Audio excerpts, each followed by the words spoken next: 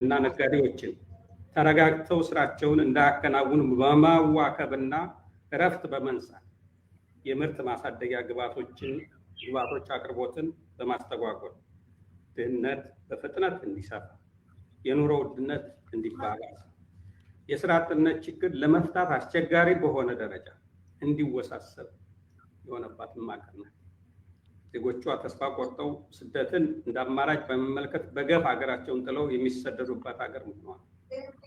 እንዲሁም የቀጠናው የሰላምና መረጋጋት ምሰሶና ሰላም በማስከበር ንቁ ተሳታፊ የነበረችው ሀገር አሁን የቀጠናው የቀውስና አለመረጋጋት ምንጭ ሆና ትገኛለች። በአሁኑ ወቅት ኢትዮጵያ ከራሷ ጋር ተጣልታ በየቀኑ ዜጎቿ በጦርነት የሚሞቱባት፣ በሚሊዮኖች የሚፈናቀሉባት እና የሚራቡባት፣ እያንዳንዱ ግለሰብ ሆነ ማህበረሰብ በሰላም እጦት ወጥቶ መግባት ብርቅ መሆኑ ብቻ አይደለም። ይልቁንም የተፈጠረው ምስቅልቅል ሁኔታ እንደ ስኬት የህዝብን መከፋት የደስታው ምንጭ አድርጎ የሚመለከት መንግስት ያላት ሀገር መሆኑ፣ በዚህም የተነሳ በስልጣን ላይ ያለው አገዛዝ በኢትዮጵያውያን የተሰለቸ የተጠላና በዓለም አቀፍ ማህበረሰቡ ጭምር የማይታመንና የተናቀ በሆነበት ወቅት ላይ እንገኛለን። የኔ የቀድሞ ጓደኞቼ በሁሉም መስክ ተባብረን የሰበርናትን ሀገር በሐሰት ፕሮፓጋንዳ ሊጠግኗት ኢትዮጵያ በታሪኳ ይህን የመሰለ ሰላም አግኝታ አታውቅም። በድህነትና ስራ አጥነት ምስቅልቅል ባለ ሁኔታ ውስጥ ህዝቧ በመከራ እየማቀቀ የሚኖርባትን ሀገር እርገቷ ታምር ነው ወይም መራክል ነው ይሉታል። የሚገርመው ነገር ደግሞ እየራበው ያለን ህዝብ ከፊታቸው አስቀምጠው ማየት ተስኗችሁ ነው እንጂ በሚገርም ብልጽግና ውስጥ ናችሁ ብለው ለማሳመን ሲጥሩ መታየት ላይ የሀገር ክብር መገለጫ ተደርገው የሚቆጠሩትን እንደ መከላከያ የመሰሉ ተቋማትን አዋርደው ወደ ሚሊሻነት ቀይረው ከወገኑ ጋር እያዳሙ ይህን የመሰለ መከላከያ ሰራዊት አገሪቱ ኑሯት አያውቅም ብለው ሊያሳምኑ ሲሞክሩና በተቆጣጠሯቸው ሚዲያዎች ሲያስተጋቡ ማየት የሚገርም ነገር ነው። ግጥ ነው አገዛዙ የፈጠራቸው በጣም ጥቂት የተመቻቸው ሰዎች መኖራቸው አይካድም። ሲሰሩ ሳናያቸው በድንገት ቢሊዮነር የሆኑ የዚህ አዲስ ገዢ መደብ አባላት እና በዙሪያው የተሰባሰቡ ጥገኞች መኖራቸው የታወቀ ነው። እነዚህ ከህዝቡ የተነጠሉ የብልጽግና ደሴት ነዋሪዎች ምናልባት የራሳቸው ጩኸት መልሶ እያስተጋባባቸው አደንዝዟቸው ካልሆነ በስተቀር እውነታው ግን ኢትዮጵያ ውስጥ ህዝቡ በመንግስቱ ተስፋ ቆርጦ ብሶቱ ሊፈነዳ ጫፍ የደረሰበት አሳሳቢ ሁኔታ ላይ እንገኛለን። ይህ ብሶት ያንገፈገፈው ህዝብ በድንገት ተነስቶ ከቁጥጥር ውጭ ከመውጣቱ በፊት ኃላፊነት ያለባቸው አካላት ሚናቸውን መወጣት ይኖርባቸዋል የሚል አስተያየት አለ። በዚህም መሰረት በእኔ በኩል የሚታዩኝን 5 የመፍትሄ ሀሳቦች ከዚህ ቀጥያለሁ። አንደኛ፣ በአሁኑ ወቅት አገሪቱን የገጠማት ሁለንተናዊ ችግር እጅግ የተወሳሰበ በመሆኑ በስልጣን ላይ ያለው አገዛዝ ብቻውን የተፈጠረውን ቀውስ ሊፈታው አይችልም። የኢትዮጵያ ችግር ከብልጽግና አገዛዝ ቁጥጥር ውጭ በመሆኑ ሊፈታው ስለማይችል ሌላ አማራጭ መፈለግ የግድ የሚል መሆኑን ኢትዮጵያውያን መግባባት ይኖርባቸዋል። ሁለተኛ፣ በስልጣን ላይ ያለው አገዛዝ በኢትዮጵያ ህዝቦች ዳር እስከ ዳር የተጠላና የመንግስትነት ቅቡልነቱ ወይም ሌጂቲሜሲ ተሟጦ ያለቀ በመሆኑ በስልጣን በሚቆዩባቸው ጊዜያት የባሰ ቀውስ ስለሚፈጠር ሀገሪቱን ከአደጋ ለመታደግ ስልጣኑን እንዲለቅ ጠንካራ ግፊት መደረግ አለበት። ለዚህም መላው ህዝብ በቃ ሊለው ይገባል።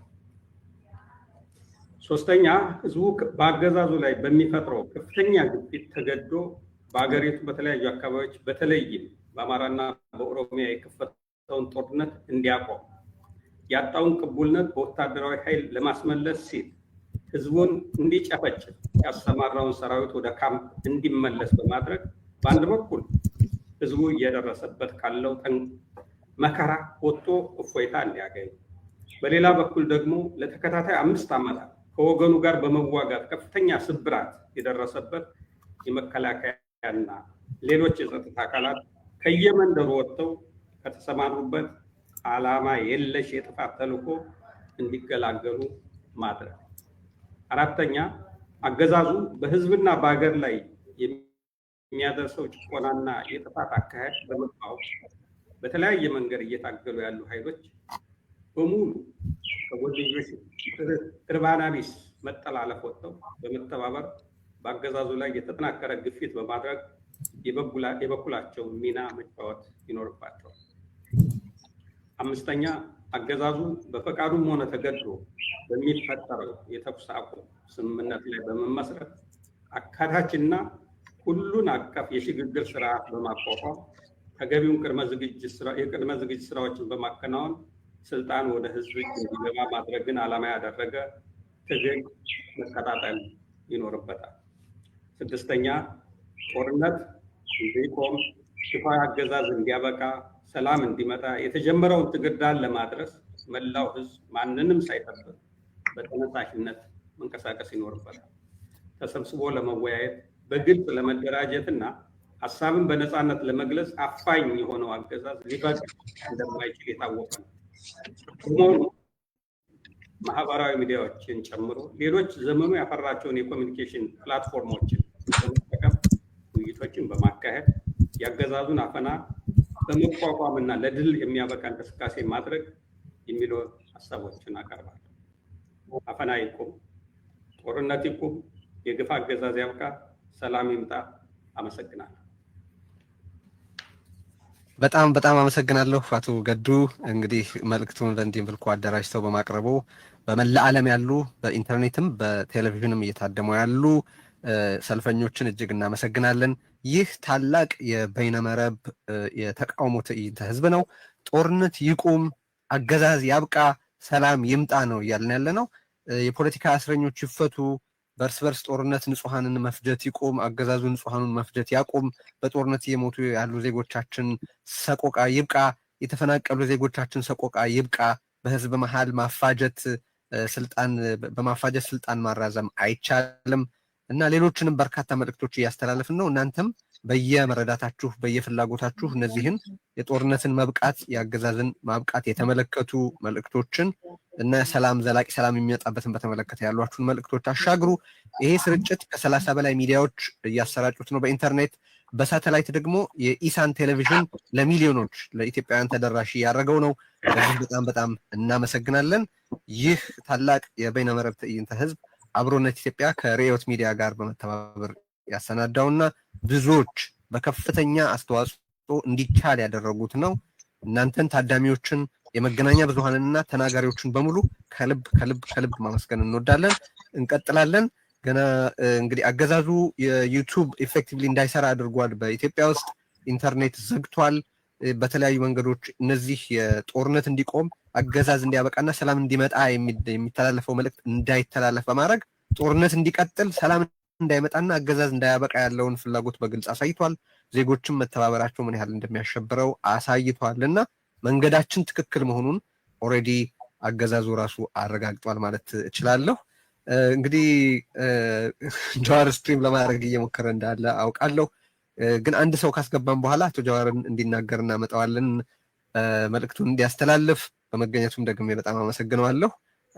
ኢንጂነር ኦባንግ ኦማን መልእክት እንዲያስተላልፉ መጋበዝ እወዳለሁ። የጋምቤላ ተወላጅ ናቸው። በኢትዮጵያ ፖለቲካ ውስጥም ረዘም ያለ ተሳትፎ ያላቸው ፐርሶናሊቲ ናቸው ወይ ፖለቲከኛ ናቸው። በጣም እናመሰግናለን። በዛሬው ዝግጅት ላይ ለጦርነት እንዴት እንዲቆም፣ ሰላም እንዴት ሊመጣ እንደሚችል፣ አገዛዝ እንዴት ሊያበቃ እንደሚችል ያሉትን ሀሳብ ለማቅረብ በመገኘቱ እዚህ ላይ ያልጠቀስኳቸውን እርስዎን የተመለከቱ ነገሮች እርስዎም በ30 ሰከንድ ውስጥ መጥቀስ ከቻሉ 30 ሰከንድ ጨምርሎታለሁ። ግን ለረዥም ጊዜ እንዳልኩት የፖለቲካ ተሳትፎ ሲያደርጉ እንደቆዩ አንስቻለሁ። በአሁኑ ሰዓት የዓለም አቀፍ የኢትዮጵያ አድን የጋራ ግብረ ኃይል ምክትል ሰብሳቢ ናቸው። ይሄ ግብረ ኃይል ደግሞ 31 ያህል ብሔሮችና ብሔረሰቦችን ያቀፈ ስብስብ ነው። ከዚህ ያጎደልኩት ካለ እንግዲህ በጥቂት ሰከንዶች ያክሉበትና ለ10 ደቂቃ ንግግሩን ማቅረብ ይችላሉ። ከእርሳቸው ተከትሎ አቶ ጀዋር መሐመድ ይመጣል። ሁላችሁ ማብራችሁን ስላላችሁ እናመሰግናለን። ጦርነት ይቁም፣ ገዛ ያብቃ፣ ሰላም ይምጣ። ይቀጥሉ አቶ ባንክ። ታንክ ዩ። እንግዲህ ያው ይሰማል አይደል? ይሰማል። አንዳችሁ ላይ ከጀርባ ድምጽ ሰማለሁ። ሁላችሁም ሚውት አድርጉልኝና እሳቸው ብቻ ይናገሩ። እርሶ ይቀጥሉ። ጥሩ። እንግዲህ እኔ ካለኝ ከ10 ደቂቃ ውስጥ 1 ደቂቃ ብቻ የሌላ ጸሎት ብናደርግ ይሻላል። ለ1 ደቂቃ ምን አድርኝ? ለ1 ደቂቃ ብቻ ሁላችን የሌላ ጸሎት ብናደርግ። እሺ፣ ያው አየሩ ዝም ማለት ስለማይችል ሐሳቡን በጣም እናደንቃለን። ያው የተገናኘ ነው ስለነዛ በህሊና ጸሎት ልናስባቸው ስለሚገቡ ሰዎች ለመናገር ነውና መልእክቱን ለማስተላለፍ እንጠቀምበት ብዬ ነው። ወደ ኋላ መልእክቱን ሊያስተላልፉ ከፈለጉ ቆየት ብለን ልንመለስ እንችላለን፣ ወይ ባጭሩ መልእክቱን ያስተላልፉና እናሰናብት። ጥሩ። እንግዲህ ያው ከሁሉም አስቀድሜ የኔን ፕሮግራም ላዘጋጁት በጣም ብሎኛል። ፕሮግራሙ እንግዲህ በጣም የሚደነቅና በአይነቱ ልዩ የሆነ ፕሮግራም እንደሆነ ነው አንደርስታንድ ማድረገው። የቀረቡት ነጥቦች ደግሞ ወቅታዊ አዘል ጉዳዮች ናቸው። ጦርነቶች ስንል እንግዲህ ያው አሁን እንደምናውቀው ኢትዮጵያ ውስጥ ጦርነት ባህል ሆኗል። በአሁኑ ሰዓት ጦርነት ስንል እነኚህ የተለያዩ የጦርነት አይነቶች በሶስቱ ቦታዎች የተነሱ ጦርነቶች ምንጫቸው ስናያቸው ወደ ጦርነት እንዲያስገቡ የሚችሉት ጦርነቶች የሊደርሺፕ ችግር ነው። ከዛ በፊት በሶማሊያና በኦሮሞ መካከል የተፈጠረው ችግር ወደ ጦርነት ሊያስገባ የሚችል ጉዳይ ነው። በትግራይና በማዕከላዊ መንግስት የተፈጠረው ጦርነት ወደ ጦርነት የሚያስገባው አይደለም። ደሴም በአማራ ክልል ላይ አሁንም ያለው ጦርነት ወደ ጦርነት የሚያስገባ ጉዳይ አይደለም። ይህንን የሊደርሺፕ ችግር ነው። ሊደርሺፕ አቅም አለኝና ባለኝ አቅም የኢትዮጵያ ህዝብ ለማሸማቀቅ ይፈልጋሉ ወይ ማሳያቸዋለሁ የሚል አስተሳሰብ ባይሆን ኖሮ ይሄ ሁሉ ወደ ጦርነት ባልገባ ነው። ምንጮቻቸው ሶርስ ብናያቸው ወደ ጦርነት ሊያስገቡ የሚችሉት ጉዳዮች አሉ። የኢትዮጵያ ህዝብ ለማሸማቀቅ ካልሆነ በስተቀር ሌላ እንትን የለው። አሁንም ቢሆን ጦርነቱ እንዲቆም የኢትዮጵያ ህዝብ ፍላጎት ነው፣ ፍላጎታችን። ይህንን ደግሞ ኢንካሬጅ ለማድረግ እኛ ሁላችን በጋራ ሆነን በዚህ ዙሪያ ላይ ስራ መስራት መቻል አለን። እኔ በዚህ ዙሪያ ላይ ማስተላለፈው መልእክት ይሄንን ነው። ሁላችን አሁን እዚህ ላይ የተሰበሰብን የኛ ሪፍሌክሽን የኛ መግለጫ እዚህ የተሰባሰብን ለኢትዮጵያ ወይም ለዚህ ችግር ዋና ቁልፍ ነው። ስለዚህ ሁላችን ስራ መስራት መቻል አለብን ይሄንን ጦርነት ለማቆም። አገዛዙ ይብቃ ወይም ያብቃው ጊዜው እንትን ይሁን፣ እሱ ፍላጎታችን የኢትዮጵያ ህዝብ ፍላጎት። እኛ ግን as agents ይህንን ገዢው መንግስት አስቸጋሪ የሆነ መንግስት ጊዜው እንዲያበቃ ስራ መስራት መቻል አለ። እንዲሁም በምንናገረው ብቻ አይደለም ስራው ሊያበቃ የሚችል ብንወስድ እስካሁን ድረስ የተለያዩ ሜካኒዝሞችን እየተፈጠረ የኢትዮጵያ ህዝብ እያታለለ የሚኖር መንግስት ነው።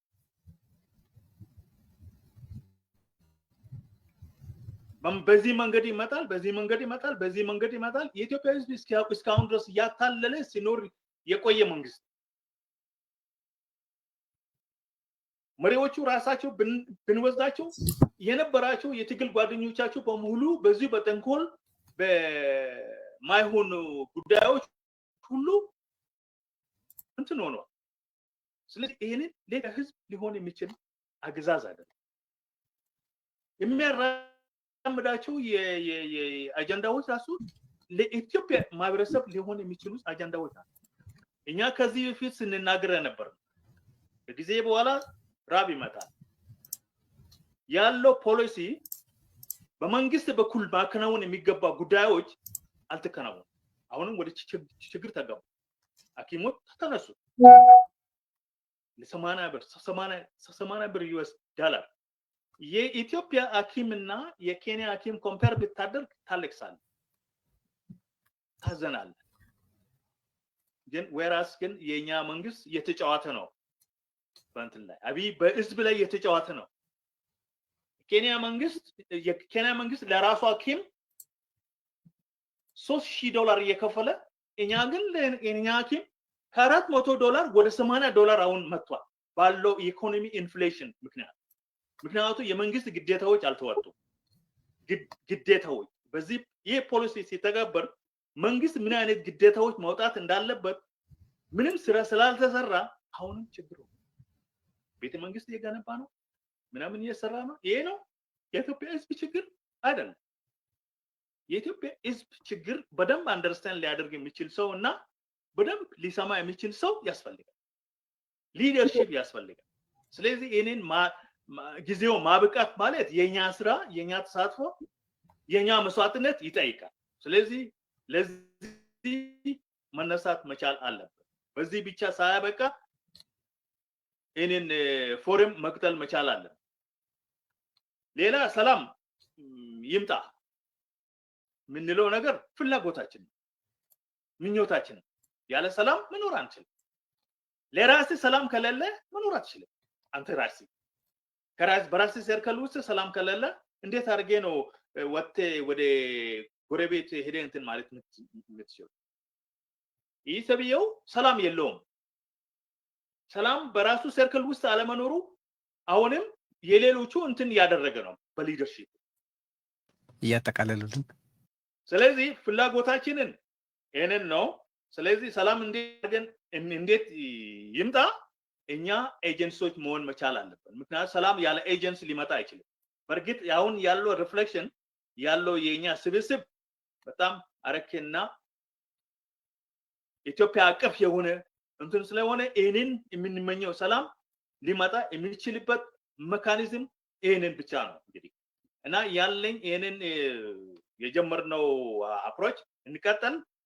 የኢትዮጵያ ህዝብ እንግዲህ የሚመኙት ይሄንን ነው። በዚህ ላይ አበቃለሁ። አመሰግናለሁ። በጣም እናመሰግናለን። ተላልፉት የተወደዳችሁ ይሄ ስርጭት በኢንተርኔት ከ30 በላይ በሆኑ መገናኛ ብዙሃን እየተላለፈ ያለ ነው። በቴሌቪዥን ደግሞ በኢሳን ቴሌቪዥን እየተላለፈ ነው። ስለዚህ ለመቶ ሺዎች ብቻ ሳይሆን ለሚሊዮኖች እየደረሰ ያለ መልእክት ነው። በዚህ በጣም ደስ ይለኛል በእውነቱ። እነዚህን የመሳሰሉ ወርቃማ መልእክቶች ለሚሊዮኖች ማሻገር የቻልነው ያገዛዙን ግድግዳዎች አልፈን ነው። ያገዛዙን አጥሮች፣ ያገዛዙን ገደቦች ጥሰን ስለሆነ በዚህ በጣም ደስ ይለኛል። ጦርነት ይቁም፣ አገዛዝ ይብቃ፣ ሰላም ይምጣ ማለት በአሁኑ ወቅት በኢትዮጵያ ወንጀል ነው በአገዛዙ ምክንያት። ስለዚህም እነዚህ መልእክቶች ክሪሚናላይዝ ተደርገው በኢትዮጵያ ውስጥ እንዳይተላለፉ እየተደረገ ነው። ሆኖም እየተሻገርናቸው ነው። ስለዚህ አገር ቤት ላሉ ኢንተርኔት አክሰስ ላላቸው በቪፒኤን ያም አስቸጋሪ ከሆነባቸው በቴሌቪዥን በኢሳን ቲቪ በኩል በቀጥታ ያለምንም ችግር እንዲከታተሉት ንገሯቸው። እናንተ ግን እዚህ ቆዩልን። በፌስቡክም እያሰራጨው ነው ቀደም ሲል እንደጠቀስኩት። ከዚህ ቀጥሎ አቶ ጃዋር መሐመድ በዚህ ዛሬ ባነሳ ነው ጦርነት እንዴት ይቁም፣ አገዛዝ እንዴት ያብቃ፣ ሰላም እንዴት ይምጣ በዘላቂነት በሚለው ሐሳብ ላይ በሚለው አጀንዳ ላይ ያለውን ሐሳብና ምክረ ሐሳብ ያቀርባል። ጃዋር መሐመድ መድረኩን ወደ አንተ አሻግሬዋለሁ፣ መቀጠል ትችላለህ። አመሰግናለሁ ቴዲ። ሁላችሁም እንኳን በዚህ ተገናኘን። በመጀመሪያ ልጀምር ፈልገው ብዙ የሀገራችን ህዝብ ይሄን ዝግጅት ለመከታተል ዝግጁ ነበረ። ኢንተርኔቱን በመዝጋታቸውና እድሉ ስለነፈጓችሁ አዝናለሁ። ግን አንድ ነገር ቃል ልግባ። የእኛ ሰው ሲተርት ጤቂ እንዳይመረም ይወፍት ይላል። እልህ ከማር የበለጠ ይጣፍጣል። ይሄን በኢንተርኔት ያላቸው ሞኖፖሊ ይዘው እንዳይቀጥሉ እንሰብረዋለን። ይሄ ቃል እንገባለን። መንገድ እናፈላልጋለን። ከእንግዲህ በኋላ ከዚህ በፊት የነበረው አገዛዝ በቴሌቪዥን የነበረው ሞኖፖሊ እንደሰበር ነው ሁሉ ይሄንን ለመስበር አንተኛም ተስፋ እናደርጋለን። በመቀጠል የዚህ ዝግጅት አዘጋጆች ይሄን በጣም አስፈላጊ አንገብጋቢና ጊዜያዊ የሆነ ዝግጅት ያዘጋጃችሁ የትግል አጋሮች ያለኝን አድናቆትና ምስጋና ለመግለጽ ወዳለሁ። በተለይ ደግሞ አቶ ልደቱ አያሌው የሀገራችን ፖለቲካ ወላፈን የተቃጠለ ነው የሚያውቀው። ይሄ ወላፈን ሁሉ ከአመት ወደ አመት እየወረደብህ በክረምትና በበጋ በሰላማዊ ትግል ላይ ያለህን ቁርጠኛ አቋም ሳትወላውል እኛ ገና ፍንዳታ ወጣት በነበርንበት ዘመን ጀምሮ እስከዛሬ በመቀጠልህ ያለኝን አድናቆት መግለጽ ወዳለሁ። በተከታይ ደግሞ የኛ ሀገር ትግል የሚገርም ሁለት አንጋፋ ታጋዮችን እዚያ ያለው አቶ ዩሱፍ ያሲን እና ጃልታ አብዲ ከተማሪዎች እንቅስቃሴ ንቅናቄ ጀምሮ እስከዛሬ ድረስ በኢትዮጵያ ውስጥ እኩልነት፣ ፍትህ፣ ዲሞክራሲ እንዲሰፍን ደከመን ሰለቸን ሳይሉ ህይወታቸውን በሙሉ መስዋዕትነት አድርገው ዛሬም በዚህ እድሜያቸው ሳይደግማቸው ዛሬም ተስፋ ሳይቆርጡ ስንቱ በኔ እድሜ ያሉ ተስፋ ቆርጠው እጅ በሰጡበት ዘመን በዚህ በመቀጠላችሁ ያለኝ አክብሮት ያለኝ አድናቆት ሊሰፈር ሊመዘን እንደማይችል ልገልጽላችሁ እወዳለሁ። በመቀጠል እንግዲህ አጠር አድርጌ አሁን በኢትዮጵያ ውስጥ ያለው ሁኔታ እንዴት ይፈታ፣ ሰላም አስፈላጊነት የምንስማማበት ከሆነ ወዴት እንሂድ የሚለውን ነካ ማድረግ ሞክራለሁ። በአሁኑ ወቅት ሁለት በጣም አሳሳቢ አንገብጋቢ ጉዳዮች ለኢትዮጵያ ዜጎች ያሉ ይመስለኛል። አንዱ የዳቦ ጉዳይ ነው። እኛ ኢትዮጵያኖች የኢትዮጵያ ዜጎች ድህነትን እናውቀዋለን። ድሀ ሆነን የሚያደግነው ስለ ኒውቶዋስ ግን እንደ ዘንድሮ የባሰ የሚያማርር የሚያስጠላ ድህነት አይቼ አላቅም። ያየ ሰው መጥቶ መናገር ይችላል። በተለይ ደግሞ ከተሜውና በእኛ አቅም በእኛ ደረጃ ሚድል ክላስ የሚባለው ማህበረሰባችን ይሄ አንቶከን ባወጣ ሐኪሞቻችን፣ ኢንጂነሮቻችን ምግብ ለራሳቸውና ልጆቻቸው ማጉረት ከቨር አፎርድ ማድረግ የማይችሉበት ደረጃ ላይ ነው ደረስነው። ገበሬው በየአመቱ እያደገ ያለው ማዳበሪያ በተለይ አምና 3500 የነበረ ማዳበሪያ ዘንድሮ ከ9000 በላይ በመሆኑ ዘንድሮ ማሻውን አርሶ በቂ ማዳበሪያ ማግኘት ባለመቻሉ በሚቀጥለው አመት ምርቱ ይቀንሳል፣ የኑሮ ውድነቱ እየጨመረ የሚሄድ ይሆናል ማለት ነው። ኢማጂን ይህ ገበሬ ይህ አርሶ አደር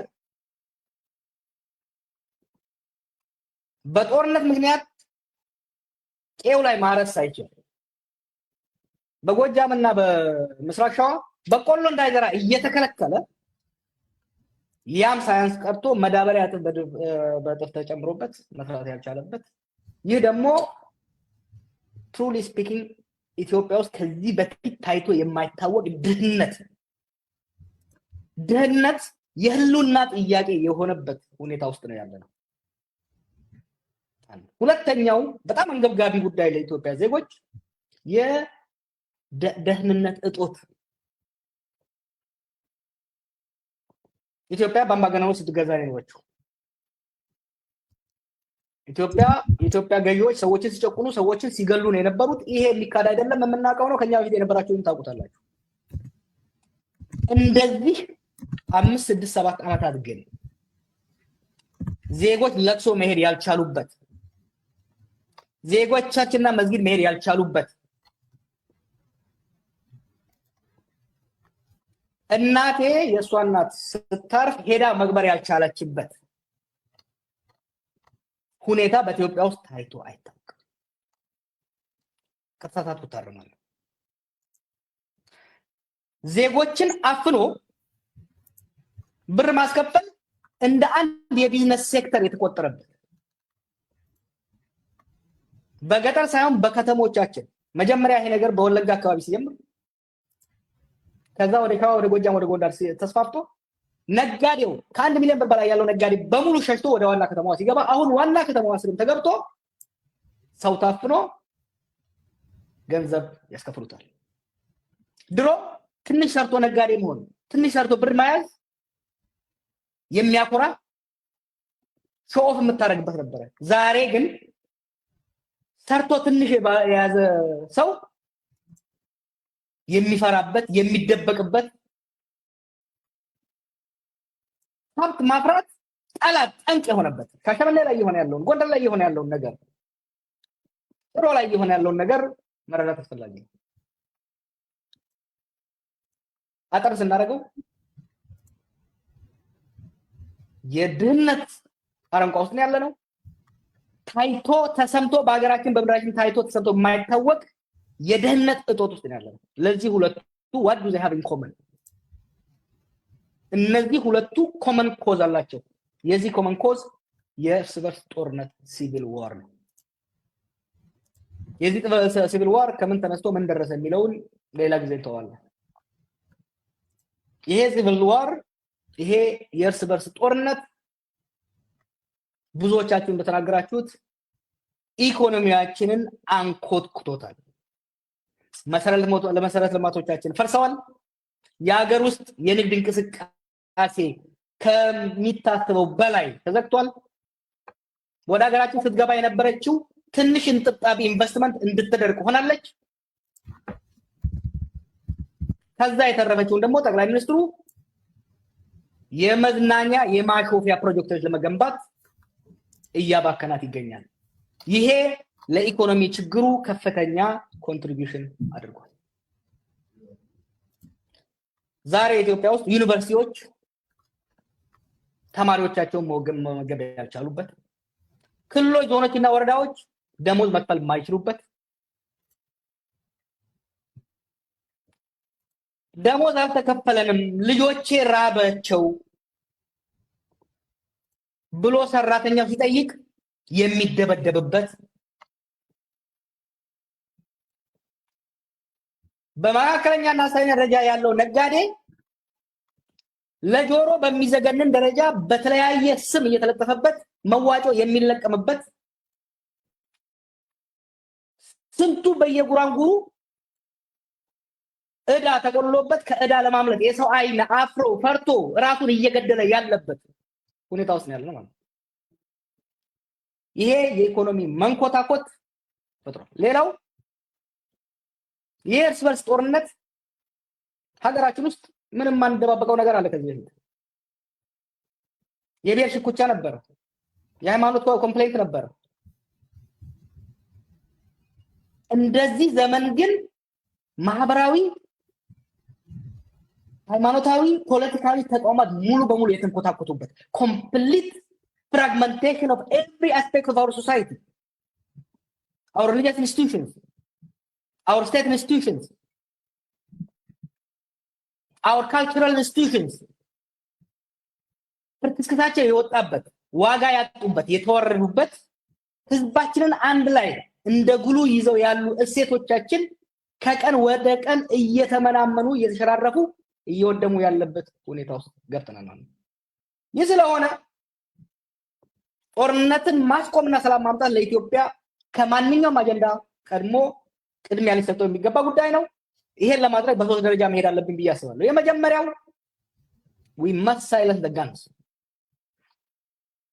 አሁን በኦሮሚያና በአማራ በቤኒሻንጉልም የተካሄዱ ያሉ ጦርነቶች በአስቸኳይ እንዲቆሙ፣ ቆመው ግን አሁን ሊፈነዱ በቋፍ የደረሰው የትግራይ ግጭት እንዳይፈነዳ መረባረብ፣ ከኤርትራ ጋር የተገባው ፍጥጫ ወደ ጦርነት እንዳይሄድ የሀገራችን ዜጎችና በኢትዮጵያ ጉዳይ ይመለከተኛል ስቴክሆልደር የሚል ማንኛውም ዓለም አቀፍ ማህበረሰብ ሊረባረብበት የሚገባ ጉዳይ እንደሆነ አበክሬ መናገር ፈልጋለሁ። አንድ ነገር ግን ጠበቅ ላድርግ እዚህ ላይ ሰላም ለማምጣት ስንረባረብ፣ ሀገራችንን ለመታደግ ህዝባችንን ለመታደግ ስንረባረብ ጊዜያዊ መሆን የለበትም። ታክቲካል አላያንስ በጸራዊ የሚቋጭ አጭር ርብርብ ሳይሆን ሀገራችን ወደዚህ አይነት አስከፊ አደጋ እንዳትገባ ከዚህ በፊት ሲከመሩና ሲደባለሉ የመጡ ችግሮች እንዲፈቱ ከእንግዲህ በኋላ የሚመጣው ሽግግር በቋፍ ላይ እንዳለ ይታያል። ከዚህ በኋላ የሚመጣው ሽግግር እንዳይጨናገፍ እንዳይጠለፍ ካሁኑ ሰፊ መሰረት ያለው ህዝባዊ ውይይት፣ ድርድር፣ ኒው ሶሻል ኮንትራክት መገንባት ላይ መረባረብ ያስፈልጋል። ይህ ስንል የፖለቲካ ልዩነት ያለን ሰዎች መነጋገር አስፈላጊ ነው። ከጃልመሮና ከዘመነ ካሴ ጋር በትግል ጉዳይ አልስማማም። ከአቶ ገዱና ከደብረጽዮን ጋር ከዚህ በፊት የኢህአዴግ አካል በነበሩበት ወቅት እኔ እዚህ ቆሜ እነሱ እዛ ቆመው ስንተካተክ ነበር። ከልደቱ ጋር ከቴድሮስ ጋር በፌደራል ጉዳይ አልስማማም። ሀገራችንን ሰላም ማስፈንና ጦርነትን ማስቆምን አስፈላጊና ግዴታ መሆኑ ስለሚታይ እነዚህ ልዩነቶቻችን በምንም መልኩ ሊያግዱን የሚገቡ አይደሉም። ሁለተኛው ነጥብ የሰላም ትብብር ስንል የተቃዋሚ ኃይል ብቻ ሳይሆን ከስርዓት ውስጥም ጦርነት ያንገሸገሻቸው የሀገር መፍረስ የተቋም መዳከም ያንገሸገሻቸው ብዙ ዜጎች ስላሉ እነሱም ባላገለለ በጅምላ በማያጠቃ ለሁሉም በር በከፈተ መልኩ መረባረብ ያስፈልጋል። ሁሉን አቀፍ ሁሉን የሚያሳትፍ ህዝባችንና ሀገራችንን የሚመስል ሰላም ለማምጣት መረባረብ፣ ከዛ በኋላ ደግሞ ህዝባችንና ሀገራችንን የሚመጥን በሰጥቶ መቀበል ላይ የተመሰረተ የፖለቲካ ድርድርና ስምምነት አድርገን ሀገራችንን አሁን ከገባችበት ችግር ማስወጣት ብቻ ሳይሆን የሚቀጥለው ትውልድ የኔና የኔ መሰል ልጆች ጦርነትና እርዛት የማይወርሱበትን ኢትዮጵያ መገንባት አለብን፣ መገንባትም እንችላለን ብዬ አምናለሁ። አመሰግናለሁ። በጣም አመሰግናለሁ ጃዋር። ወሳኝ በሆኑ ጉዳዮች ላይ ሀሳብህን አቅርበሃል። ውይይት የሚጭሩ ናቸው። በጣም ደስ ብሎኛል በእውነት። የዚህ ዝግጅት አንድ ትልቅ ዓላማ ዳያሎግን ኢንሪች ማድረግ፣ ዜጎች እርስ በርስ እንዲነጋገሩ ማድረግ ቀጥታውን በዚህ ታይመር ይጮሃል እና ዲስኮርስ ማስቻል ስለሆነ ያንን የሚያደርጉ በጣም ጥሩ ሀሳቦች አንስተሃልና በዚህ በጣም ደስ ይለኛል። ሌሎቻችሁም ይሄንኑ ተመሳሳይ ነገር ነው ስታደርጉ የዋላችሁት፣ ከዚህ በኋላ የምታደርጉት። ከዚህ በኋላ ውይይቱ ስለ ሀገራችን ዛሬ የህልውና ፈተና፣ ስለ ቀጣዩ መጻኢ ጭምር የምንነጋገርበት እንዲሆን ማስቻል ነውና በዚህ ረገድ ብዙ ርቀት ሄደናል ማለት ይቻላል። ዛሬ ባደረግነው እንኳን ቅድም ስለጠቀስካቸው ጃዋር በዚሁ ልጋብዛቸው ስላቆየናቸውም ጃልጣሃ አብዲን ከኦሮሞ ነጻነት ሰራዊት ነው የመጡት። ጃልጣሃ በነገራችን ላይ በዚህ ስብስብ ላይ ጃልመሮ ወይም ድሪባ ኩምሳ የመገኘት በጣም ከፍተኛ ፍላጎት ነበረው። ብዙም ሙከራ አድርጓል። እስከ መጨረሻውም አካባቢ ሰዓት እንደሚገኝ ነበር የምናውቀው። የሚያውቀውም ግን በአንዳንድ ከሴኪሪቲ ጋር በተገናኙ ችግሮች ምክንያት ጃልጣሃ አብዲ ድርጅቱንና እርሱንም ወክለው እንዲናገሩ በውክልና ተሰጥቷቸዋል። ስለዚህ አሁን ይኸውና የንቅናቄውን ወይም የኦሮሞ ነጻነት ሰራዊትን ጦርነት እንዴት እንዲቆም፣ አገዛዝ እንዴት እንዲያበቃና ሰላም እንዴት እንዲመጣ እንደሚያስብ ያለውን ሀሳብና ምክረ ሀሳብ ያጋሩናል። 10 ደቂቃ አሉት ጃልጣሃ አብዲ። በጣም አመሰግናለሁ ስለተገኘ። በጣም አመሰግናለሁ ስለ አስተሳሰባችሁ። በመጀመሪያ የዚህን ዝግጅት አደራጆች ለማመስገን ይፈቀድልኝ። ጥሩ ሀሳብ ነው ወንድሞቹና እህቶቻችን እንዲህ ያለ ዝግጅት ማድረጋችሁ። በሁለተኛ ደረጃ እንግዲህ እንደተገለጸው የተጋበዘው ጃልመሮ ነበር፣ ሊመጣ አስቦ ነበረ ስላልቻለ የሰራዊቱን አመራር ሀሳብ ባጭሩ ለማቅረብ የተገኘሁት።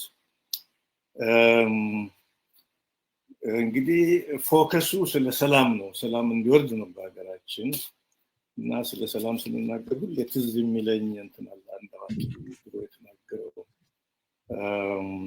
peace is the dream of the wise, war is the history of the world የሚል ዳንኤል ዲፎ ይመስለኛል። ሰላም በእርግጥ የአዋቂዎች የብልሆች የህዝቦችም ዓላማ፣ ምኞት፣ ፍላጎት ነው። ጦርነት ግን የዓለም ታሪክ ሆኗል። በኢትዮጵያ ደግሞ ይሄ ሁላችሁም እንደምትረዱት የተረጋገጠ እንትን ይመስለኛል። ስለ ኦሮሞ ህዝብ ትግል ብቻ ብንጀምር ከመነሻው ጀምሮ ትግል ተቋረጠበት ጊዜ ያለ አይመስለኝም። በጣም አጭር ጊዜዎች ናቸው። ቫዮለንት ነን ቫዮለንት አገዛዙ ነው እና በህዝቦች መካከል ጠላትነት የለም። ይህን ካልኩ እንግዲህ ቲሙ ሰላም ነው ብለናል። ካለው አገዛዝ የአብይ አገዛዝ ጋር ያሳለፍነውን ብዙዎቻችሁ አድማጭና ሰሚም እንደሚገነዘበው የኦሮሞ ነጻነት ሰራዊት አመራር ብዙ ደክሟል። ወደ ሰላም ድርድር ለመምጣትና ችግሩን እንዲፈታ በሰላም ለማድረግ ብዙ ጥሯል። ሽማግሌ ልኳል፣ ተማጽኗል። ሰብአዊነት ምን አንስቶ ተማጽኗል፣ ግን አልተቻለም እና ግድ ሆኖበት ነው ወደ ትጥቅ ትግል የተመለሰው እና ይህንን መገንዘብ ያስፈልጋል። አገዛዙ ያለው አገዛዝ በአመፅ፣ በህገወጥነት፣ በቅጥፈት፣ በጭካኔ፣ በብዝበዛ ላይ የተመሰረተ ነው። ውስጥ አዋቂዎች እንደሚመሰክሩት ዓላማቸው ይሄ ስለሆነ ጥፋታቸውንና ወንጀላቸውን ለመሸፈኛ የሚጠቀሙበት ስለሆነ ጦርነት ሰላም ልናገኝ አንችልም ማለት ነው እና war is imposed on us። በሌሎችም አካባቢዎች ይሄው ነው የተደረገው። ስለ ትግሉ ስንናገር በሶስት ነጥቦች ባስቀምጥ እና የትግል ዘዴዎች በሶስት ደረጃ፣ አንደኛው ያው ግድ የሆነብን የትጥቅ ትግል ነው እና የትጥቅ ትግሉ አማራጭ ስለጠፋ ነው እና የተያዝነው ይቀጥላል። ሌላው የትግል አማራጭ ህዝባዊ አመጽ ነው። ጭቆና ሲበዛ ቀፎ እንደተነካንን ህዝብ መንቀሳቀሱ አይቀርም። ባለፈውም ጊዜ በኢትዮጵያ ታሪክ ደርሶ የሚያውቅ ጉዳይ ነው እና አሁንም ጀምሯል። መቀጣጠሉ አይቀርም፣ መፋፋሙ አይቀርም እና የትጥቅ ትግል፣ ህዝባዊ አመጽ፣ በሰላማዊ መንገድ ደግሞ ትግሎችን ማራመድ፣ ለዲሞክራሲና ለነጻነት ለእኩልነት መታገል የሚፈልጉ ኃይሎች ካሉ እነሱም በአንድ በኩል ትግሉን ይቀጥላሉ። እነዚህ ትግሎች ሶስቱ የትግል ዘይቤዎች ተደጋጋፊ ናቸው እንጂ አንዱ ሌላውን የሚተካ አይመስለኝም። በቀላሉ ሲሆን ሰላማዊ ትግል ይመረጣል። የትጥቅ ትግል የሰው ነፍስ ያጠፋል፣ ንብረት ያወድማል።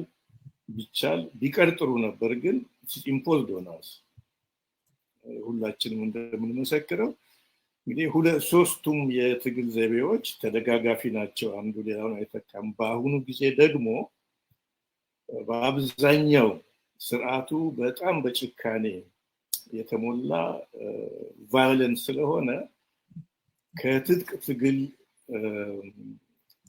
ለመቆጠብ የሚቻል አይመስለኝም በማንኛውም ቦታ እና እንደምናየው በኦሮሚያ፣ በአማራ፣ በልዩ ቦታዎች የትጥቅ ትግል የተፋፋመ ነው ያለው። ትግራይም የካይንድ ኦፍ ኖ ፒስ ሁኔታ ነው ያለው እና እየቆሰቆሱ ነው ያሉት። በቫዮለንስ መኖር ስለለመዱ የትጥቅ ትግሉ ሊቀር የሚችል አይመስለኝም በአሁኑ ጊዜ። አንፎርቹኔትሊ መቀጠል አለበት እና ሌሎቹን ትግሎች ለማገዝ እና ለማፋፋም የትጥቅ ትግሉ የሚረዳ ይመስለኛል።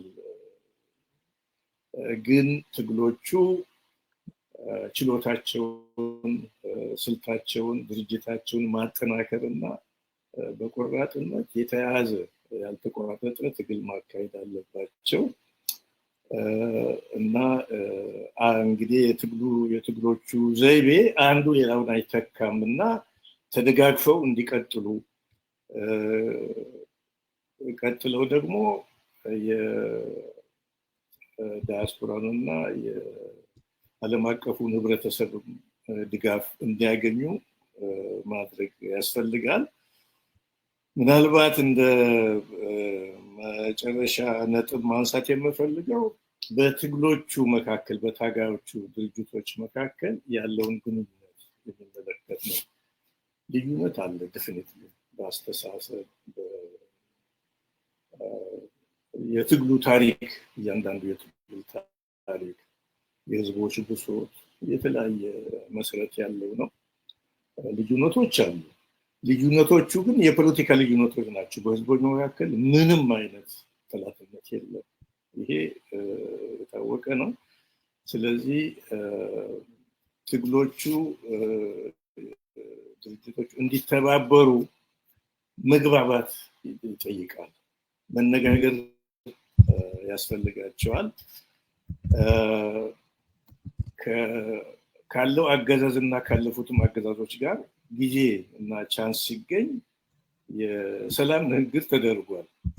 አሁንም በመካከላቸው እንደው ምሳሌ እንዲሆን የፖለቲካ ልዩነቶች፣ የአስተሳሰብ ልዩነቶች በሰላም መፈታት እንዳለባቸው ለመረጋገጥ በትጥቅም ትግል ያሉ በፖለቲካም ትግል ያሉ ሁሉ በግልጽም ሆነ በህቡ እንደሚመቻቸው መነጋገር፣ መግባባት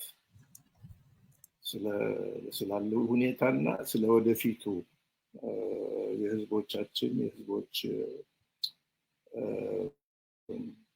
እድል መወያየት ያስፈልጋል እና በመሰረቱ የፖለቲካ ችግሮች በሰላማዊ መንገድ እንዲፈቱ በሚል ነው ካለው አገዛዝ እንኳን የምንነጋገረው። በታጋዮች መካከል ለነፃነትና ለዲሞክራሲ በሚታገሉ ታጋዮች መካከል በሰላም የማይፈታ ችግር አለ ብዬ አላምንም። በግሌም ድርጅታችንም ትግላችንም ከድሮ ጀምሮ የማውቀው ይሄ ነው እና ማንኛውንም ትግል መፍታት ይቻላል። ሰላማዊ መንገድ የማይከተል በግርግር በኬዝ የሚያምን በህገወጥነት የሚያምን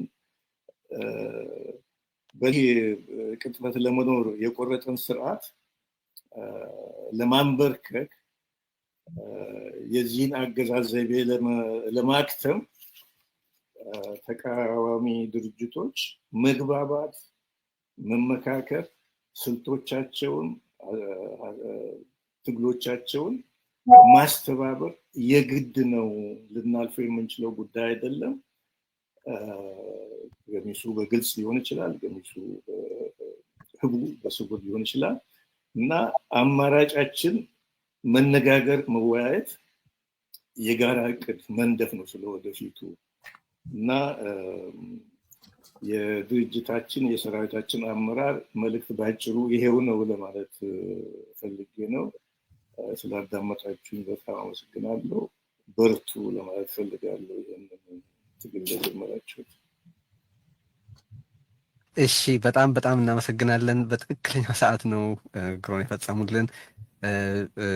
እንግዲህ አሁንም ቀደም ሲል የጠቀስኩት በጣም ቶት ፕሮቮኪንግ የሆኑ ፎርወርድ ሉኪንግ የሆኑ እንድንነጋገር እንድንቀራረብ የሚያስችሉ ድንቅ መልእክቶች እየተላለፉ ነው። ከዚህ ከመድረክ እየተከታተላችሁ እንዳላችሁት እያልን ያለነው ጦርነት ይቁም፣ ግፋዊ አገዛዝ ያብቃ፣ ሰላም ይምጣ ነው።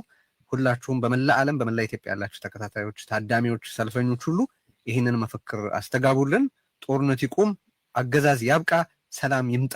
እነዚህ እርስ በርስ የተሰናሰሉ በየብቻቸው ግንጥል የሆኑ ነገሮች ናቸው። ስለዚህ ሁሉም ተሰናስለውና ተሳስረው መቅረብ፣ መባል፣ መነገር፣ መታሰብ ያለባቸው ነገሮች ናቸው ነው የምንለው። በነገራችን ላይ ይሄ ስርጭት ከ30 በላይ በሆኑ የኢንተርኔት መገናኛ ብዙሃን መሰራጨቱ እንደተጠበቀ ሆኖ በሳተላይት ቲቪ ቅድም በኢሳን እየተላለፈ እንደሆነ ገልጬ ነበር። ያላነሳዋቸው አሉ። መረጃው ስላልነበረኝ ይቅርታ ጠይቃለሁ።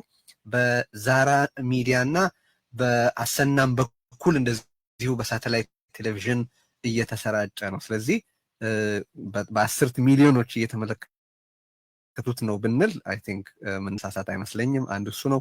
ሁለተኛ በኢንተርኔት ያስቀመጥነው ግብ 100 ሺህ ሰው ቢያንስ በቀጥታ የሚታደመው ወይ የሚካፈልበት በቀጥታ ስርጭት ላይ ባለበት ወቅት 100 ሺህ ያክል ሰዎች የሚታደሙበት እንዲሆን ነበረ። ኦልሬዲ እስካሁን ድረስ ባለው እንኳን እዚህ ሪዮት ላይ ብቻ የታየውን በማየት ሪከርዱን አይ ቲንክ የሰባበር ነው ይመስለኛል። ምክንያቱም እስካሁን ባለው 196411 ሰው የእስካሁኑን የሰልፍ ሂደት ተከታትሎታል። ስለዚህ እኛው ራሳችን ያስቀመጥነው ጎል እዚሁ በአንድ ሚዲያ ብቻ ተሰብሯል። በሌሎች መገናኛ ብዙሃን ያለውን እንግዲህ ስትደምሩት ምን ያክል እንደሚሆን ማሰብ ነው እና ግን ምንድን ነው የምናደርገው?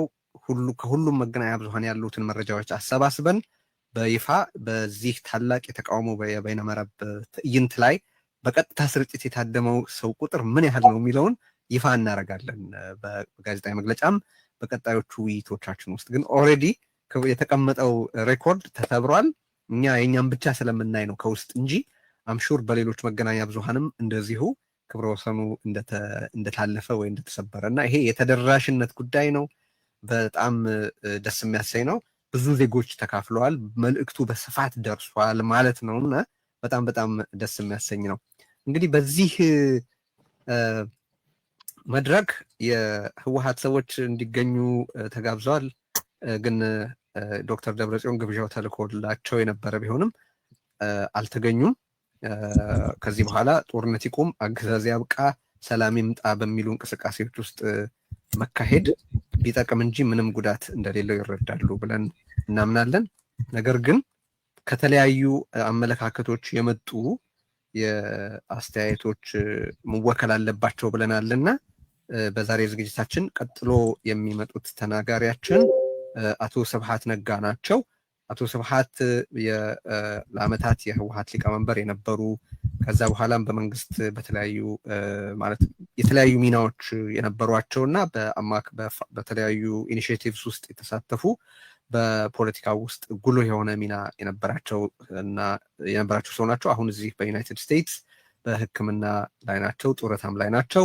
ሀሳባቸው እንዲወከል ቀደም ሲል እንደተላለፉት እንደተገለጹት ሁሉ ጦርነት እንዴት ሊቆም፣ አገዛዝ እንዴት ሊያበቃና ሰላም እንዴት ሊመጣ እንደሚችል ያላቸውን ሀሳብ ያቀርባሉ። አብራችሁን መሆናችሁን ቀጥሉ። ጦርነት ይቁም፣ አገዛዝ ያብቃ፣ ሰላም ይምጣ። ወደ አቶ ስብሐት ነጋ እንሻገራለን። ቀጥሉ።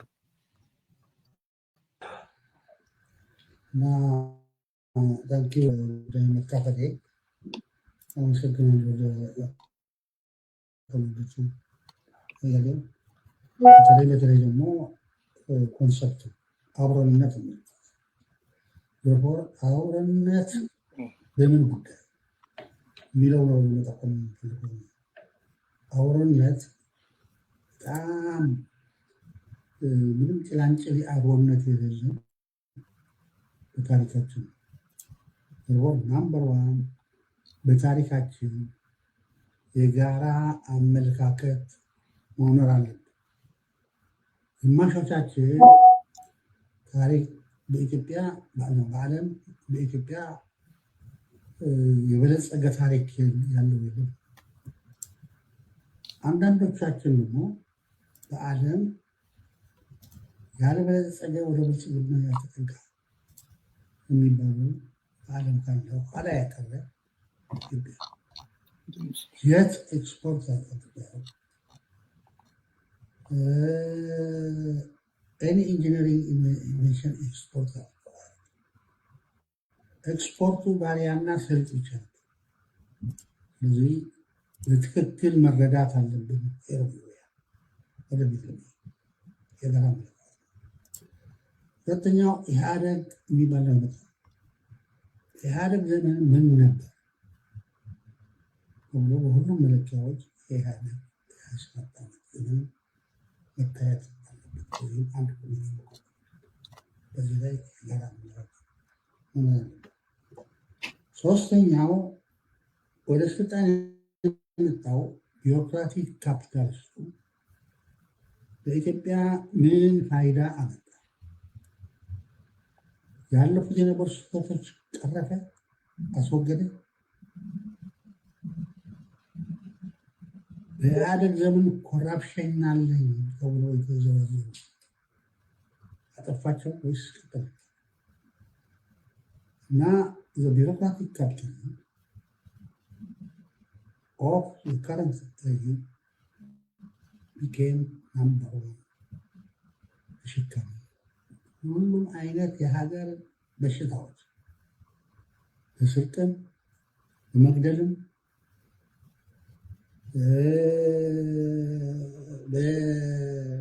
በዲሞክራሲ መቅበርም ሁሉም አይነቶች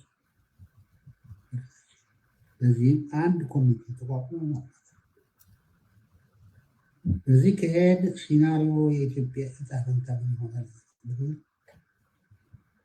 በውስጣችን በእያንዳንዳችን እዛ በኦሮሞ በአማራ በእያንዳንዳችን within us and between us and ለውጭ ጠላቶች ደግሞ ክፍት ነው። 30 የውጭ ኃይሎች ቻችን በኢትዮጵያ ለጥቅሞች በታች እና ሲናሪዮ ሁኔታው ሲናሪዮ ፕሮጀክት እናደርግ ነው። አንድ መሰረት አብሮነት የሚለው የሆነ ታዲያ እንዴት እንውጣ? የሁሉ ተሸክመን እንዴት እንውጣ? ፓስቱም ፕሬዘንቱም እንደዚህ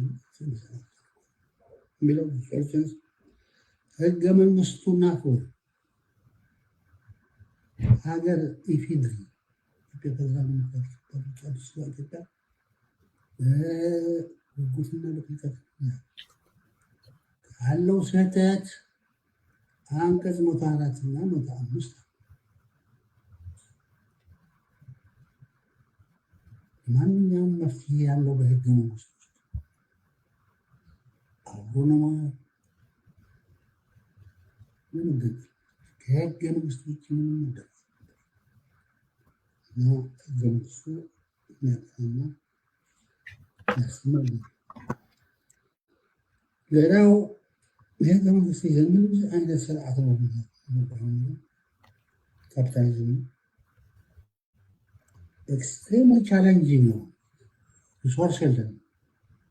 ያለን ሀብት ኢንተርፕረኔሪያ ላይ ያለን ሌበርን ሀይል ስኪል ላይ ጃፓን ሌበር ከስኮትላንድ ከስዊድን የሚራደጋ እንደዚህ የሚራደረ ወርክ ቻሌንጅ ያለ ቻሌንጅ ናውቀን ያንን መለከት ቻሌንጅ ፈተናዎች ህዝቡ በሀገሩ ጉዳይ ላይ ንቃቱ መጠናከር አለበት። ለኢትዮጵያ ህዝብ አንድነት የሚያስፈልገው ኃይል በዓለም የለም። የደረሰበት ግፍ የሚደርስበት ያለ ግፍ በጣም እጅግ አሰቃቂ ነው እና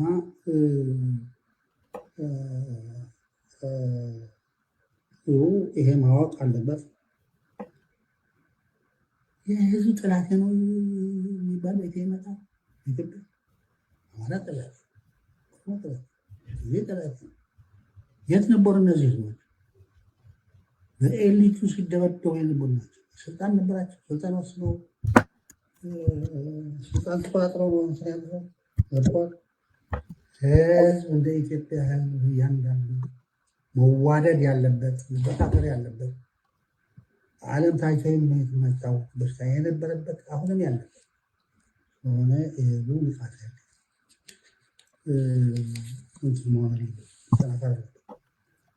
ፓርቲ በዓለም በካፒታሊስት ግንባታ ከሌበርና ከካፒታሊስቱ ውጭ ሁለት ጓደኛሞች ናቸው። አንድ ያላቸው ይህም ካፒታሊዝም ነፃ የሆነ ወሬ እና የፖለቲካ ምርጫ ቦርድ ይሄን ማስኮር ያለብን ለፓርቲዎች በቁጥር ሳይ ፈቃድ ይሰጣል። የብሔር ከሆነ ይሄ ቁጥር ኢንተርናሽናል ከሆነ ይሄ ቁጥር ለንግድ እንኳን ለስኩ ይከፍት አድርግ ወርፎ ክላስ ኦሪየንቴሽን አይዲዮሎጂ የሚባል ኮንሰፕት አለ። አይዲዮሎጂ ሰልፍ ይከፍታል። ሌሎች ካሉ ፓርቲዎች ከራይ ሰብሳቢዎች ናቸው። እንደሆነ እናያለን። ሰላም በኢትዮጵያ መከላከያ ሚኒስቴር የሀገር ውስጥ ሰላም ታይቶም አይታወቅም። መከላከያ ሚኒስቴር ከውጭ ነው እንጂ ከውጭ የሚመጣው ለመቀበል ይሄ ሰላም ውላጅ ነው። ማነው የወለደው? ዲሞክራሲ ማነው የወለደው? ፍትሃዊ የሆነ እነሱ በማስመጣት እነሱን በማሳለፍ ነው በጥይት ሰላም ሰላም ወይዘን ሰላም ቢትዊን ካንትሪስ ደግሞ ዲፕሎማቲካል ነው እንጂ ከሀገር ጋር ግጭትን በጥይት ይፈታል አይባልም። ጅል ነው። ለምንድን ነው ሩሲያና የምትቆነ ነበር? ካላቸው ልዩነት በዲፕሎማቲካል ነው። መከላከያ የሚቋቋም ለመከላከል ለመውረር አለ። ሌላ ሀገርም ለመውረር ነው።